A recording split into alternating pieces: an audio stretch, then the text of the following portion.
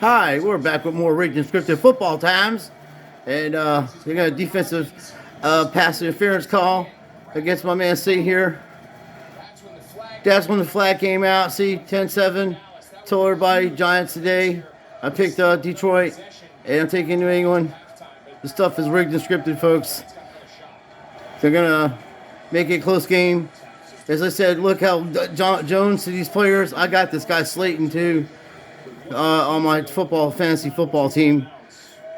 These games, these are prime time games. They're trying to get people in Europe to get involved in these games. They're trying to have excitement. It's all rigged and scripted. And as my friend Teddy said, now that you can bet on these games live time, people are going to start going bankrupt because they're going to end up saying that they lost their money because they're gambling and stuff like that. This is an avenue that's going to make people poor, and poor people bet more than rich people as far as on daily things like lottery, things like that, because they're just trying to get extra money, and it seems like an easy thing. But this stuff is rigged and scripted, especially rivalry games like this, the Giants and Eagles and Giants, Cowboys, all that. Washington, those teams are tough games. They're all they all play each other. Doesn't matter what the record is. It's all rigged and scripted. They're both 7-3. I'm taking the Giants, as I said, in New England, and it would be a really shocker. But I was just thinking about this. What if it's a New York Giants and New England Patriots rematch? Wouldn't that be wild? Because nobody would pick that. But I was thinking that the other day, and I was just putting it out there. I don't know about your mantra and stuff like that. The people that are into that kind of shit, they know about it. It's not shit, actually. It's actually real. It's legit. And people that know how to do it can figure out a lot of things. But there are also frauds in it, just like in everything else.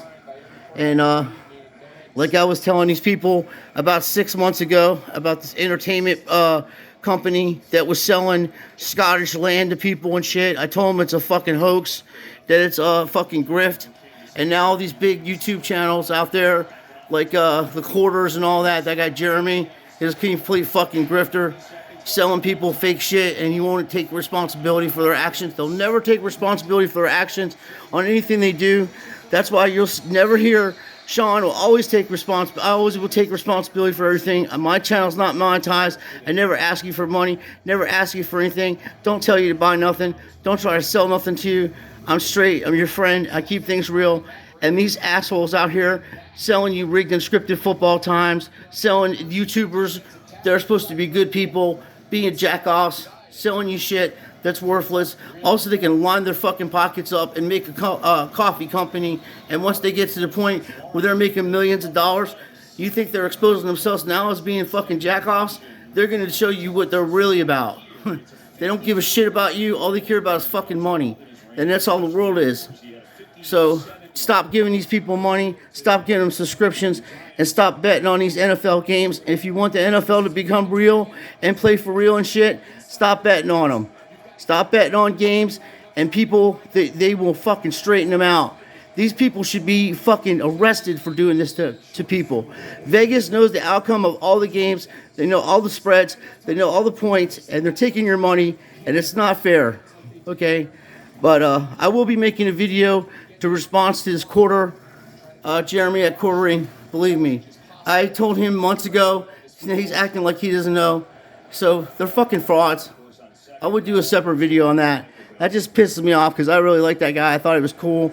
I liked watching his channel, and he turned out to be a scumbag, just like the rest of them, taking people's fucking money off of them and not holding himself accountable for anything.